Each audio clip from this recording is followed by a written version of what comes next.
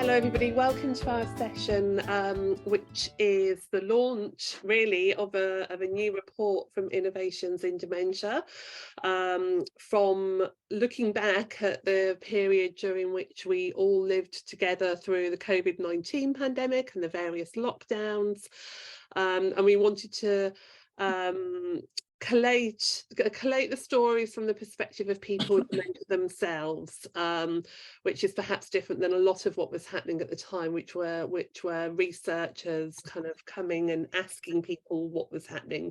This comes from the ground up, and it's the launch of our report. So just a little bit of housekeeping before we start. Our audience, you can't or you shouldn't be able to do anything with your microphone and your camera. That means that it's easier for us to have the conversation as the presenters, but you're very welcome to pop things in the chat box, and Rachel will keep an eye on that chat box and feed things in, and any questions you might have, but don't feel obliged to use the chat box. So just to place where we are and what we're doing today. Today is part of the Deep 10th Anniversary Festival. We're midway during our online weeks festival. It's one of 21 events that we're running this week to celebrate 10 years of working together to amplify the voices of people living with dementia. And when we were thinking about how best to mark this year, we were mindful we couldn't just have one big event. So we've celebrated in person at 17 deep events across the United Kingdom.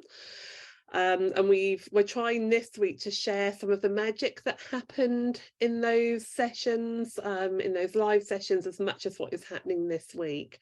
So we'd really hope that you can share as widely as possible all the films and resources that are coming out this week and being launched, especially for people who can't access computers.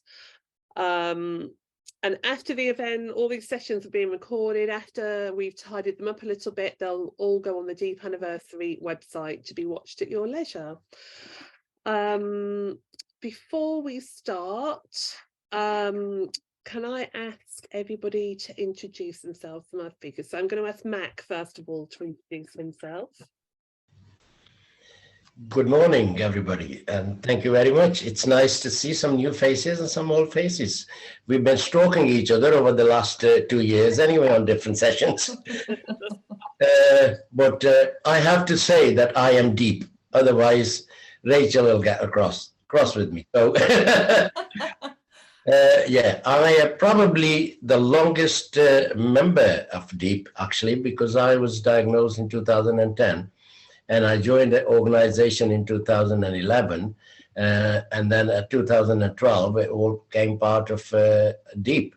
So longest serving member, living with the diagnosis of dementia since 2010, and had the honor of meeting both Rachels on numerous occasions.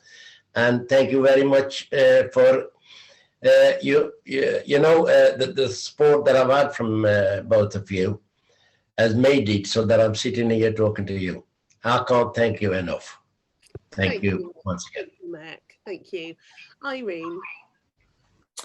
Yeah, good morning, everybody. It's lovely to be here. Unlike Mac, I'm a newbie. Not any younger, just a newbie.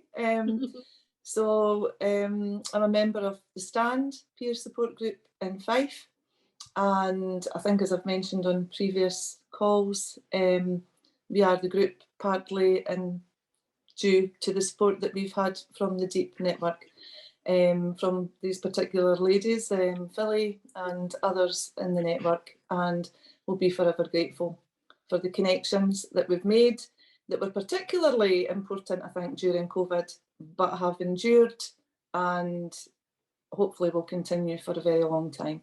So not got the depth or breadth of experience of Mac, but by goodness, in a short time, we've maxed out on the benefits of being part of Deep. Oh, thank you, Irene. Ruth. Morning, everybody. I'm Ruth McCabe, and I support the Stand group in Fife. Lovely to see you all. Thank you, Ruth. And Rachel. My dog's just started to bark.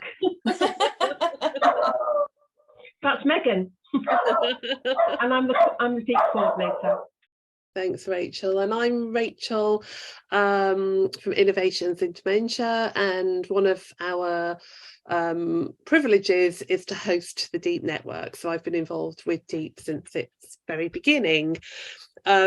So I think you already know that we're finishing a little earlier than anticipated today. We're finishing at 11:45 because we had to go straight into another session. We didn't quite think that through.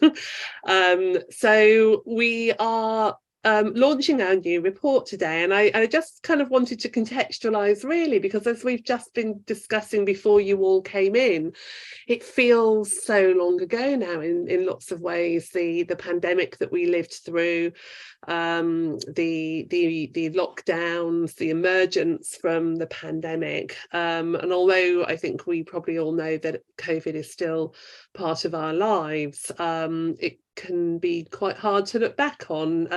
In some ways it feels quite distant, so but that is what we're doing here today. So just take a bit of a kind of breath to kind of revisit that time. So before we go into discussion, I want to share some highlights from a report that we're launching today. So I've kind of explained, I think, that this comes from the perspective of the Deep Network. This is our collation of everything that was happening in the Deep Network during the early days of COVID, and as we emerge from COVID. It's stories by people with dementia, and all we have done really is to curate those and to bring them together. It was a shock for everybody. There's a little poem here from George, which he recorded as a dementia diary. But for now we lie half awake, half dreaming, waiting to see if our clock is about to stop. Waiting for the warming sun to rise on us again, waiting to pass into a new land, the same but profoundly different. And I imagine, common to all of us, we all were quite surprised and in the same boat as each other to enter this new world that we found ourselves in. Innovations in Dementia, and consequently in our Deep News, which Rachel pulls together monthly from everybody's stories, we acknowledged that we were in the same place as everybody. You know, the world had lost its familiar landmarks and moorings. We were uncertain, fearful, kind of hopeful that we could support each other to get through this. But we acknowledged also in those very, very early days, because people were saying this to us, that people with dementia had been living in that condition, that state of being, often. You know, the experience we all had collectively as the world was not dissimilar to the experience of living with dementia. And I guess that's what we tried to do together, was to share the learning, to share the solutions, to share the tips, to support each other in ways through the pandemic. Things happened, didn't they? We know a lot about the impact of the pandemic on dementia services, that access disappeared, you know, diagnosis rates dropped for the first time for a long time. Family carers filled the gap. Existing health inequalities were perpetuated. So people with dementia were finding themselves in a situation where the services and the support and the scaffolding that they had in their local lives and communities was dropping away significantly and overnight. So we reacted to that as a small organisation, in keeping busy. maybe most people did. We created quite quickly some videos for the COVID response volunteers who perhaps knew very little about dementia. So we supported people with dementia themselves to make videos that would help those volunteers to understand a little about how they could best support people in their local communities. if you have a look on our Dementia Diaries website, you will see multiple diary entries from people with dementia about their experiences and their solutions during COVID. So you can either follow this link or pop it in the search box on the website. And we worked really quickly to create some how-to videos and the Zoom videos, which kind of were on the back of other videos created by people with dementia about how to use Zoom, have been far and wide used. We know that lots of people who didn't have dementia found it really helpful to know how to access a Zoom meeting in this world when we suddenly moved online. So we're really delighted that the impact went beyond our world. The National Lottery, our funder, the funder of Deep, the funder of many of our other projects, gave us emergency funding for different projects that might help people with dementia through the COVID experience, and we were really delighted that we could focus on a few different areas of work. You might hear a little bit about one of these, A Good Life with Dementia, later as we talk to Stand, but we ran a project called Getting Along, building on work from our colleague Damien Murphy, working in relationships and supporting people with dementia and carers together to position dementia in a more positive way in their relationship. A Good Life with Dementia are post-diagnostic courses run for and by people with dementia, developed in lots of different local areas.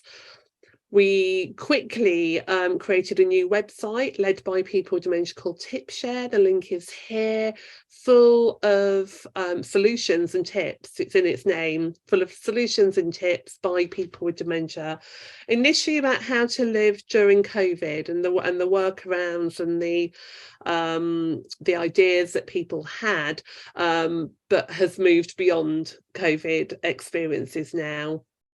Lots and lots of creative work emerged, and if you have a look at our report, you'll see huge creativity within the way that people with dementia were spending time during COVID, but not just spending time being creative, but sharing that approach with each other, teaching each other new skills, art, poetry, all kinds of things. So if you visit our website here, you'll see loads of examples. We made that sequence of how-to films, and we did some work with libraries, a report which you can read here, knowing that libraries are very safe and trusted places where people with dementia will meet, and were opening again with restrictions quite quickly after the lockdowns ended. So I have a quote here from Agnes about what it was like.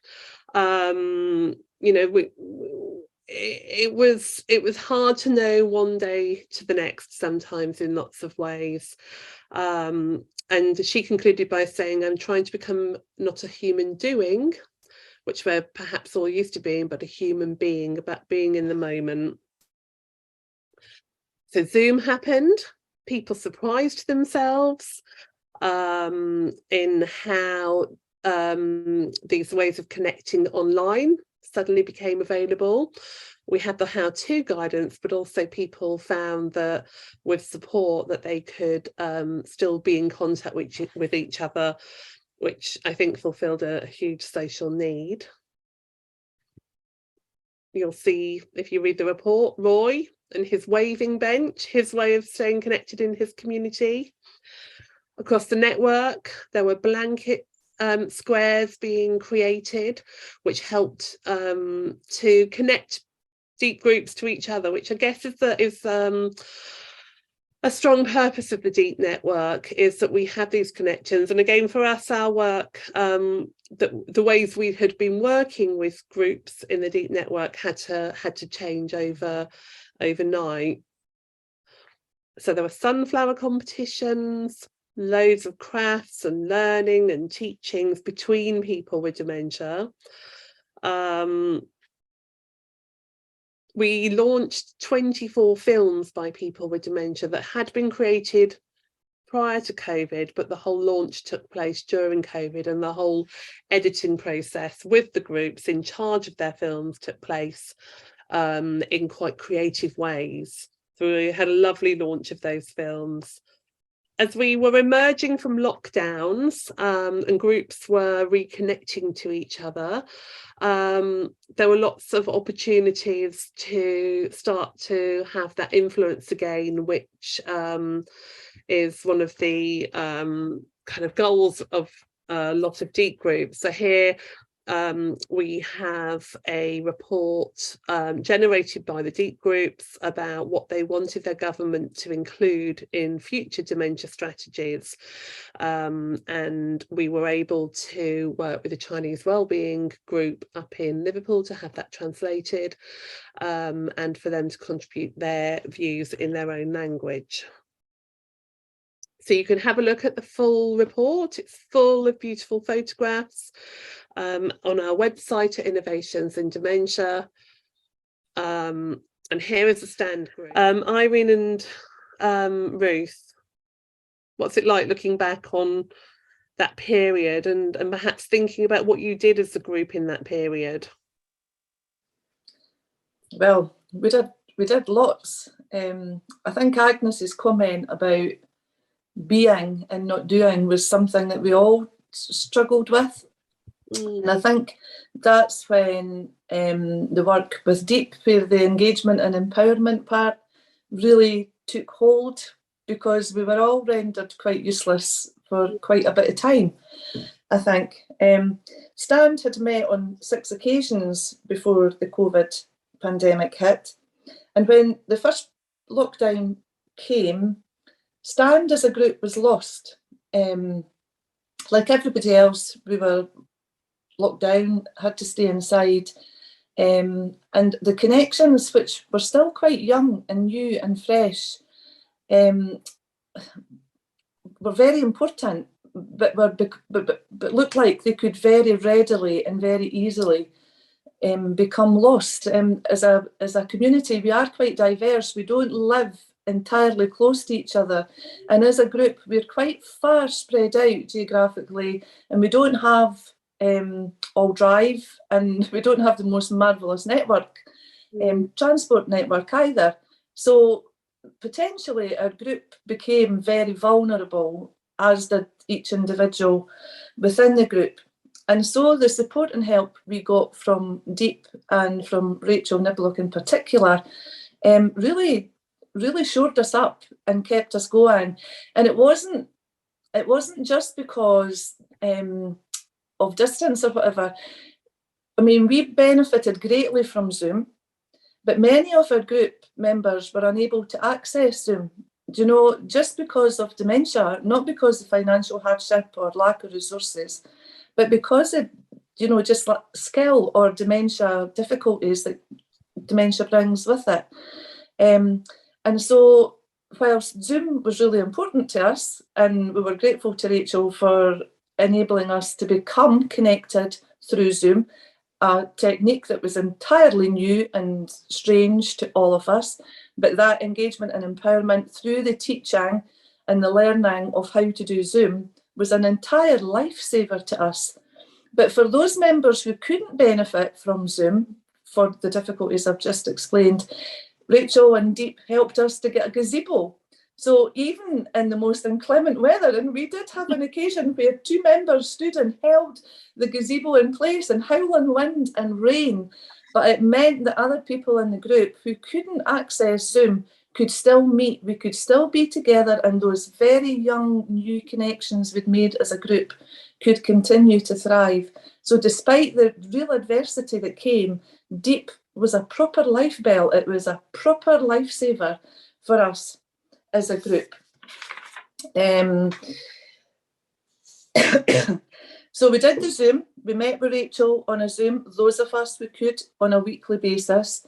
And through that, lots and lots and lots of opportunities came. We had a myriad of really expressive, positive experiences that shaped us as individuals, and therefore have shaped us as a group, and how we influence ourselves, each other, and taken that influence across our community on a much wider basis. On the Zoom calls, Rachel introduced us to a whole host of amazing people, most who lived with a diagnosis of dementia, and many who were supporters, far too many to even begin to try and detail today. But a couple of really influencing ones were activists like Keith Oliver and Wendy Mitchell, and they were both people who had written books, and we were completely in awe of them. I mean, they had superhero status, and to be on Zoom calls with them, it was, you know, it was like meeting the people who we hold in the highest esteem. It was a completely mind-blowing experience, and it really buoyed us up. It raised our confidences, and it gave us confidence and courage to become more activist in our approach. And that was really pretty much the approach that we then adopted, hugely shaped by meeting these people. I personally was invited to participate in a poetry project along with Keith and a group of other people living with dementia, supported by literature experts and also by students. So the whole intergenerational thing that would never have been possible for me became a reality, and it resulted in us publishing a book called Time and Place. I mean, so from meeting people with published titles, I became part of a published title. What a mind-blowing experience, all down to deep. Rachel linked us up with many other groups across the network, and we had the most marvellous social occasions. This included the Four Nations group called Voices Across the Land, the Gaelic groups, which still meets today. And these are fun and enjoyable, and you just forget all your hassles and all your hardships, and you just blether to people like-minded. And through being able to do that through the pandemic, through Zoom or in a gazebo, the pandemic wasn't as harsh or as hard or as limiting or as devastating as it could have and probably should have been had we been left unsupported. So Deep really made that happen, and we had lots of fun. We had amazing times, but also through the link with Deep, through being on Zoom, Stand as a group became quite well known throughout the country, and we ended up being consulted by the Scottish Government, and we became the kind of go-to group, you know, if they were wanting information about what was happening, especially about the pandemic, but on a much wider basis. They came and they consulted with us, and I say they came into our living rooms or our bedroom or our kitchen or wherever our Zoom calls were taking place. And we were just delighted and totally privileged to have a conversation with people in power and influence that was meaningful, valuable, and could make a difference to the way the pandemic was being handled. But bigger than that, that relationship continues, and we're on the lived experience panel looking at the Scottish strategy now for dementia and trying to make an influence there.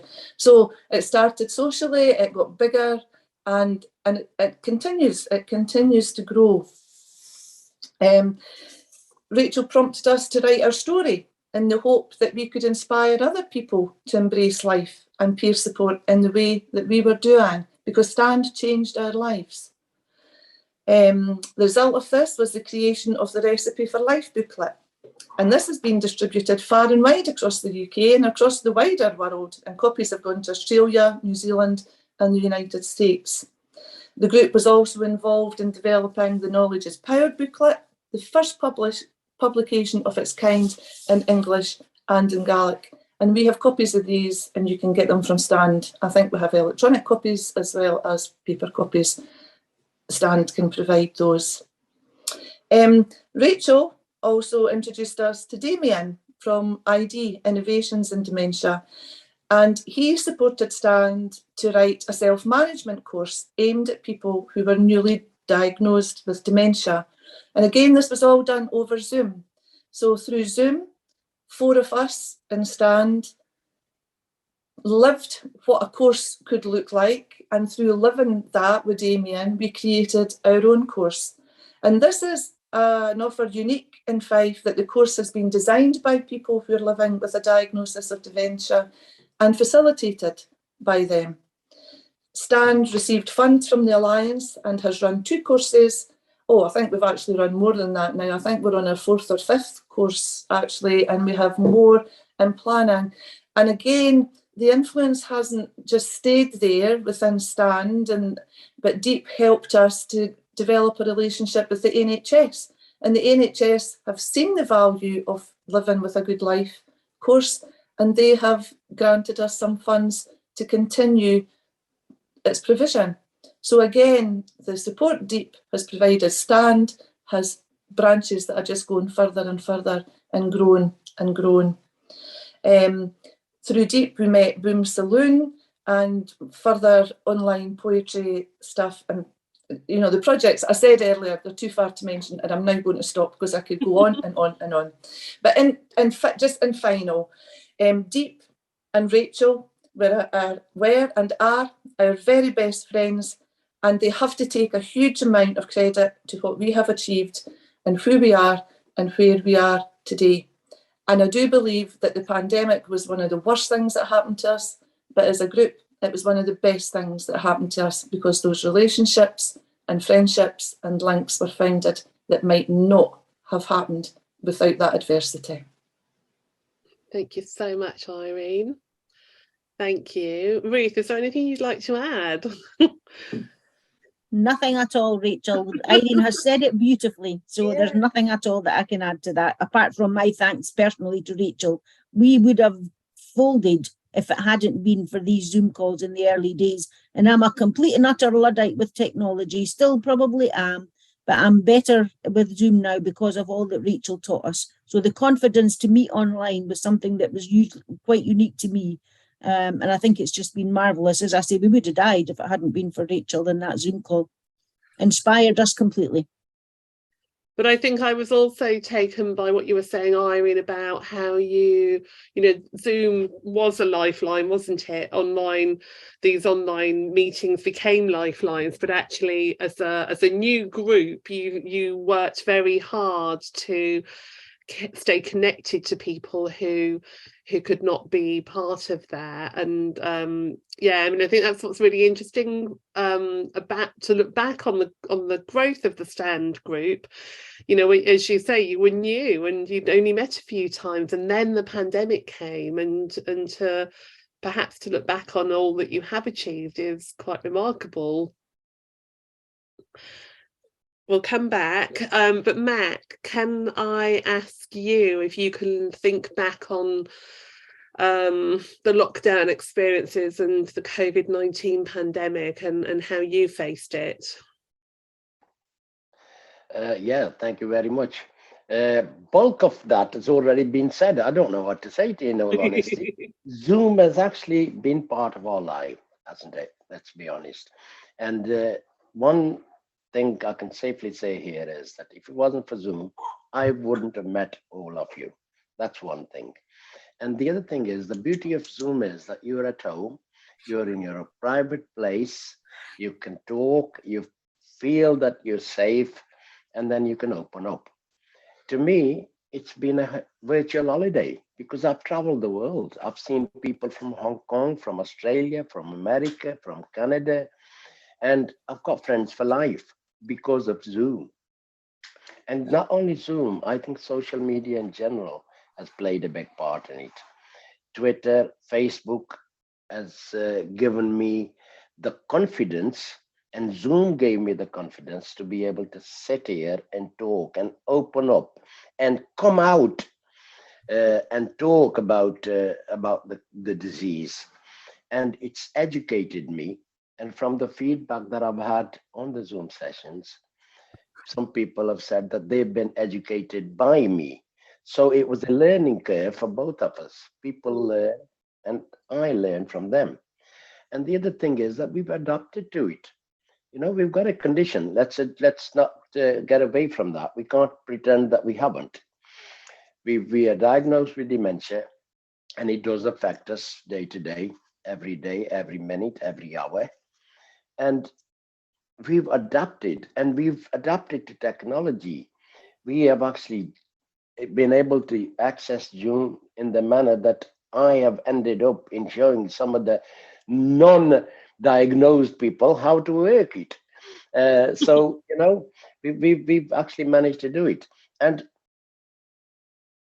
there were people, obviously, who were a bit down, further down the line than myself, and they were struggling to join us with Zoom sessions. So what we did was we started supporting them on the phone. And we went a bit further with Beth Johnson's foundation, the group that I belong to in Stoke-on-Trent. We actually wrote letters to people.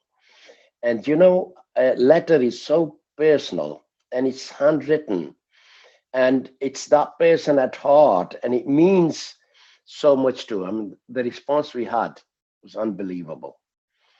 And, you know, on some of the responses that I've had from letters, brought tears to my eyes.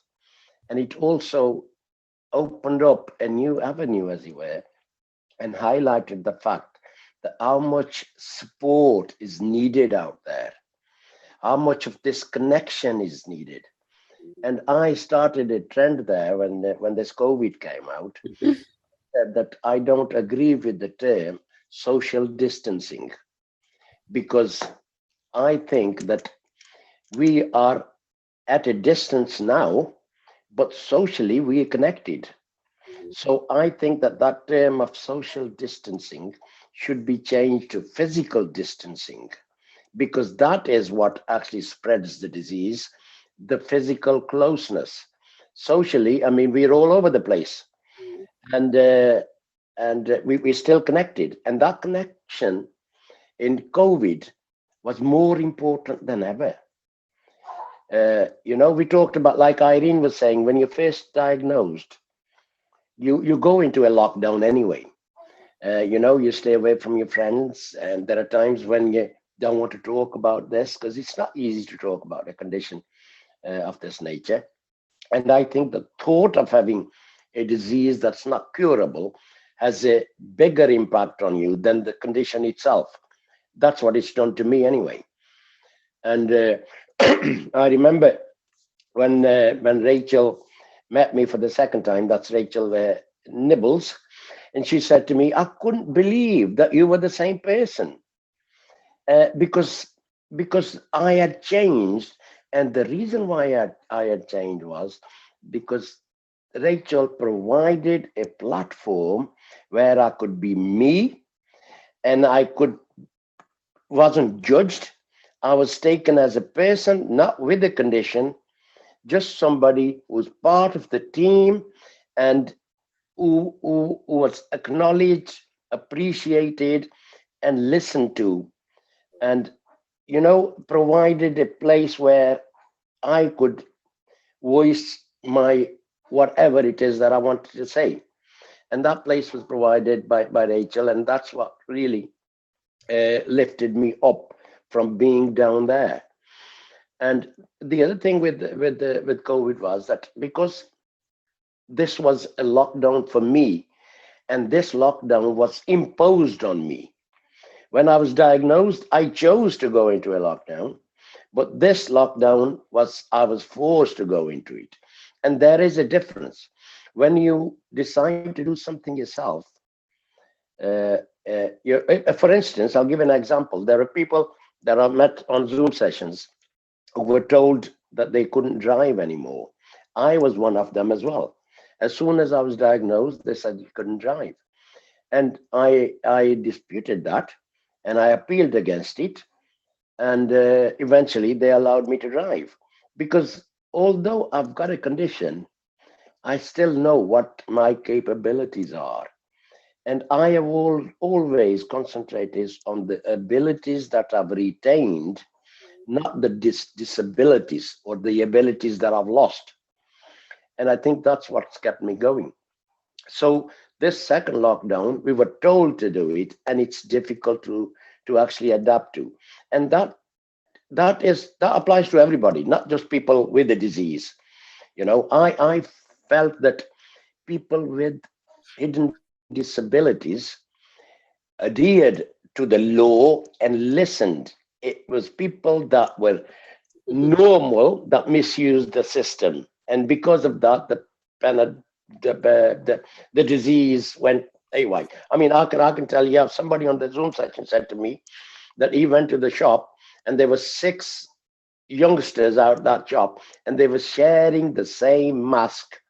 One was going in and then he was going back, giving the mask to the other, and he was going in, so on and so forth. And if somebody's got a hidden disability, that type of action does not do them any good. And that's where Zoom played a big part, because we learned all that from there and we adapted and we tried to come to terms with things and not let it bother us as much as it might have done had we not had Zoom. Thank you very much for listening. Thank you, Matt.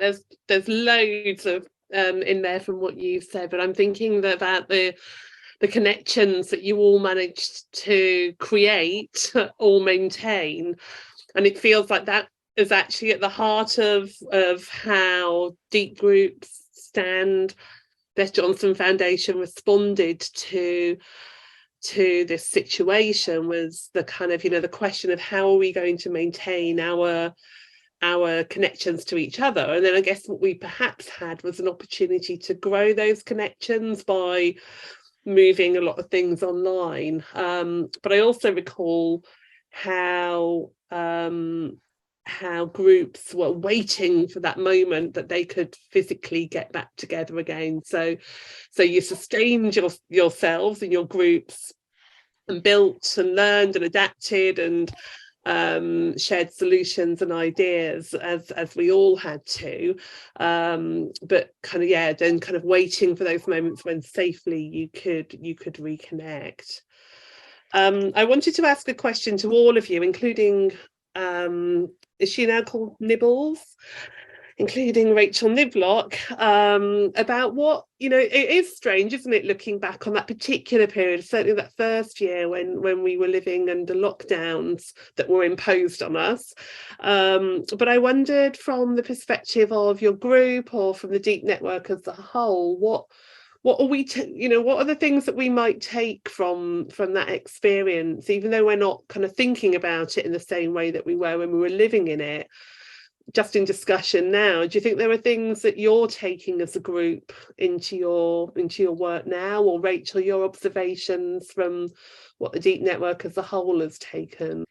I think we've just learned, I think we've learned never to underestimate ourselves or each other, because in 2020 none of us would ever have dreamed we could have done what we've done. And I genuinely believe that adversity always brings really amazing things.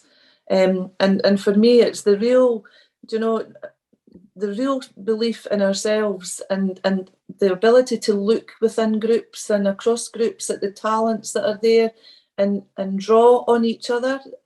So, the belief in ourselves, but also that willingness and openness to accept help and seek help and ask, is there anybody out there that can do this or can help us with this, or who's done this already? And so that it's that word connection again, but that connectivity and self-belief, I think, really were 2 things for me that were huge in the pandemic that I hope I can take on much longer, much further. It's hard to come up with anything really corny to say in response, but I automatically think of Terry Wogan, who always say there's no I in team, because I think it is about a team, and that's what the Deep Network is. And also what they say when they leave Strictly Come Dancing is that we've made friends for life, and it feels like we've overcome a lot of this stuff about personal and professional boundaries in many ways, because I think we all come from a place of recognizing what it feels like to be isolated or to be different, and thinking about our confidence with using Zoom, how that all sprang from a couple of ladies being isolated who were living with dementia, and then the Zoomettes started, and then the Zoomettes created an accessible guide and a film with Amy and Franny about how to use Zoom, which was used widely. And then, it's all about that kind of sharing of that knowledge. So that whole ethos of sharing, learning and supporting each other. And then how the beauty of it, the analogy of a tree, how supporting other trees along the way through the roots that spread and grow, and that how the roots will support other trees that are struggling to thrive. And so I think it is all about that, that system of, supporting people who then go on to support other people. And I'm thinking about, I would just wanted to pay one of my strong personal memories of joining Stand, over Zoom was, people like Fiona, who is, no longer with us, but Fiona who lacked that verbal communication skills, yet we were still able to have conversations about the crime thriller that she was reading through the support of her friends. And so I think that while Zoom can create many obstacles for the majority of people with dementia, I think it's what comes from the Zooms where people who can take part, how they then go on to cascade that strength and that positivity and that self-belief and those connections is the most important thing that happens out of the connections that we make, and we made through COVID as well. And Stand, it is definitely not about me. It's about you and about how you are and the way that you have embraced people who want to talk to you and the kindness that you have shown in sharing of yourselves. So I think COVID has, for me, lockdown feels like it created more positives than negatives in so many ways. And that sounds like a very naive comment to make when so many people's lives were lost. But I mean, in terms of, in this context, I think we've opened up the doors and the opportunities to far more people and those connections. And I live in Wales, and I was on a Wales Zoom meeting, and Mac suddenly appeared, and I go, Mac, have you moved? So thank you for your support as well, because it works both ways throughout lockdown. Thanks, Rachel. Any other final comments? I suppose I would just like to say, Rachel, that it doesn't work at all unless the people with dementia, have the courage to come forward. I mean, Jerry and Irene, particularly in the Stand group, support me extensively in all sorts of different ways, but none of it would be possible unless they had the courage to come forward. And I suppose my parting thought would be, it's so inspirational that I just wish other people with dementia would feel able to come and be part of a group, because one of the things that we struggle with most is getting people to come forward and be part of a group process. Just take the risk, have that wee element of courage. You don't have to lock yourself down the way that Mac describes. Most people do, but there is a way to emerge if you just find other people. Peer support is just hugely important, and we know it makes a huge difference. So come forward. If you're living with dementia and you've shut yourself down, come out and find somebody, because there's a absolutely beautiful world out here. Look at the flourishing that these people have done and all our folk in Stand. Come and find other people. Don't sit on your own. You don't have to lock yourself down. As Max says, it's an active choice. You make that choice. You don't have to make that choice. So come and find other folk, please. And there's hundreds of them on the deep side. There's a few of us in Fife, but there's all over the world. There's people there. Find somebody. They'll be inspiring. I promise. Thank you, Ruth. That's a perfect call to action. Mac, I think you had. Yeah, I just wanted to say that knowing what I know about dementia today, had I known that at the diagnosis, I would have been a different person altogether. I wouldn't have stopped work. I would have carried on. And I don't think I would have gone into a lockdown. And I might have been a better activist than I am now for the cause. And all that, thank you, Deep. Oh. That is where bulk of my education has come from. I think there's something really tremendous that you've all done today, which is to think about the lockdowns that people experience in diagnosis and relate it to something that we all went through. So I think there's a huge message that I need to process in there.